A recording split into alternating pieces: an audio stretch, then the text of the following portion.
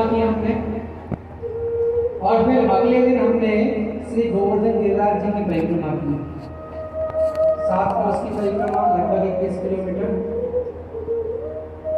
उस परिक्रमा में के अंदर जब हम कच्चे मार्ग पर चलते हैं तो वहां पर रस स्नान करते हैं, मिट्टी उठाकर ऐसे डालते हैं। करना चाहिए रस स्नान, क्योंकि ब्रज में तो रज का ही महात्म्य है। जो ब्रज की माटी को नहीं अपना पाया, जिसे ब्रज की माटी से मोह नहीं है, वो ब्रज दर्शन नहीं नहीं पाएगा। तो लेकिन बड़ा वैशिष्ट है उस माटी का, साधारण नहीं है वो माटी। आप कितना ही उस मिट्टी को अपने ऊपर डालो, थोड़ी दूर चलोगे तो सब निकल जाएगी, सब उतर जाएगा, एक कण नहीं चिपकता आपसे। आप गीला करके ऐसे चिपका लो, थोड़ी दूर जाओगे सब निकल जाएगा। किससे चिपकती है ब्रज माटी? जिसे भगवान अपनाना चाहते हैं।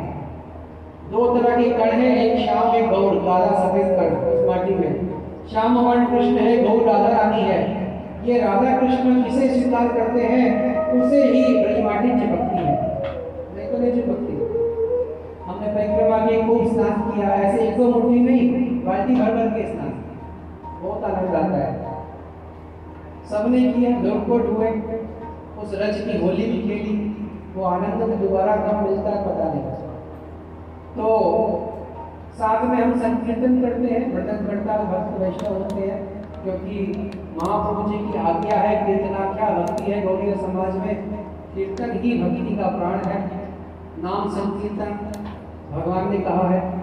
तो कीर्तन करते हुए मृदंग करताल झंपा इत्यादि, साथ में एक छोटा सा माइक रखते हैं ताकि गिरिराज जी को नाम सुना सके।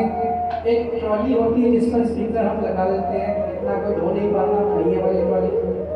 अब हमने पूरे वृंदावन की परिक्रमा की, कीर्तन करते हुए बरसाने की परिक्रमा भी बाद में की। सबसे पहले हमने की थी गिरिराज जी की परिक्रमा। गिरिराज जी की परिक्रमा कर ली, पूरे 21 किलोमीटर की परिक्रमा, रज में स्नान किया। उसके बाद फिर हमने परिक्रमा की है बरसाने की, फिर परिक्रमा अगले दिन की हमने श्रीधाम वृंदावन की। उसके बाद हमारे साथ ट्रॉली चलती गई।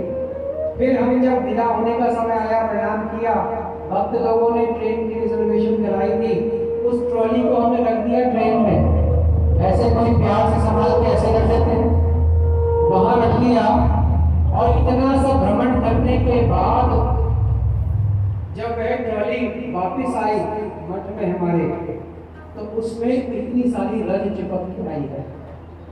सोचो कितनी बड़ा चमत्कार है ये। ना कोई गोंद लगाया, ना कोई पानी, ना कोई हम ऐसा रज तो